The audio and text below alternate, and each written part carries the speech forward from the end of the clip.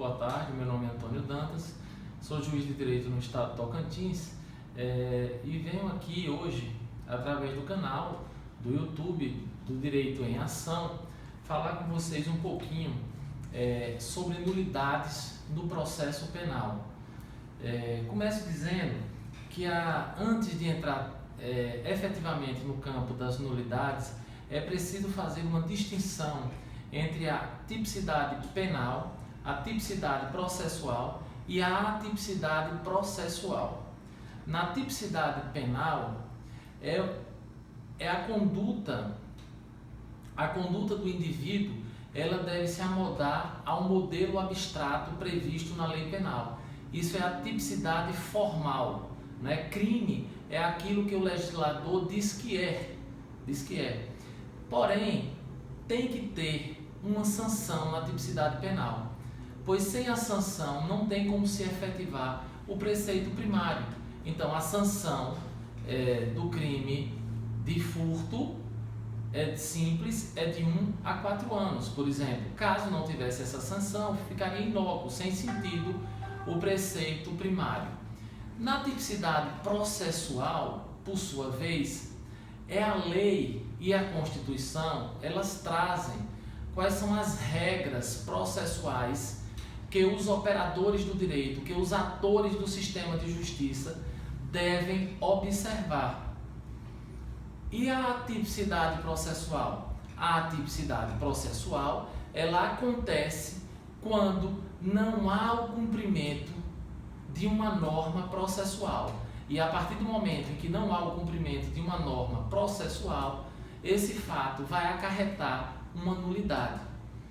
Como eu disse antes, na tipicidade penal existe um preceito secundário, que é a pena. E qual é, aspas, o preceito secundário da tipicidade processual? Seria a sanção também. E qual é a sanção? Neste caso, é a nulidade. Como vocês estão vendo, meus amigos, a nulidade ela é uma falha processual. E essa falha processual pode gerar uma nulidade absoluta ou uma nulidade relativa. Obviamente que há atos que que desrespeitam a forma, mas eles não precisam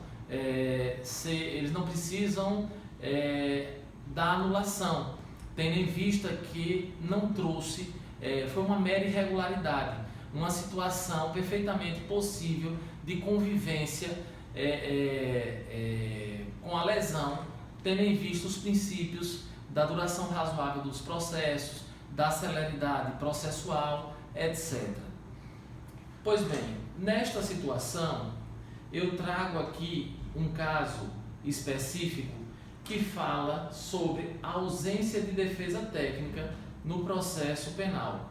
Como é sabido, a súmula 523 do STF, ela diz o quê? No processo penal, a falta da defesa constitui nulidade absoluta, mas a sua deficiência só o anulará se houver prova do prejuízo para o réu. Como se percebe, a ausência de defesa é nulidade absoluta, e a defesa, se ela for deficiente, poderá gerar uma nulidade relativa caso o prejuízo seja demonstrado. Assim é o artigo 261 do CPP, do Código de Processo Penal, que nenhum acusado, ainda que ausente ou foragido, será processado ou julgado sem defensor. Como vocês percebem, a defesa técnica no processo penal, diferentemente do processo civil, ela é indisponível e irrenunciável, sob pena de gerar uma nulidade. Mas um fato que me chama a atenção e que vocês devem observar e diz respeito à súmula vinculante 5. A súmula vinculante 5, ela diz que a falta de defesa técnica por advogado no processo administrativo disciplinar não ofende a Constituição.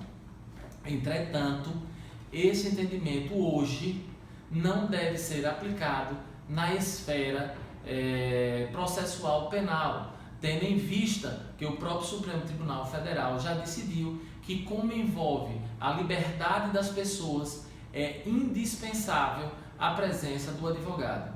Isso era o que eu tinha para comentar com vocês. é a nossa primeira dica desse canal Direito em Ação, e nos próximos dias vamos colocando mais notícias sobre as áreas do direito, sobretudo começando pelo direito processual penal e penal. Um forte abraço e até a próxima.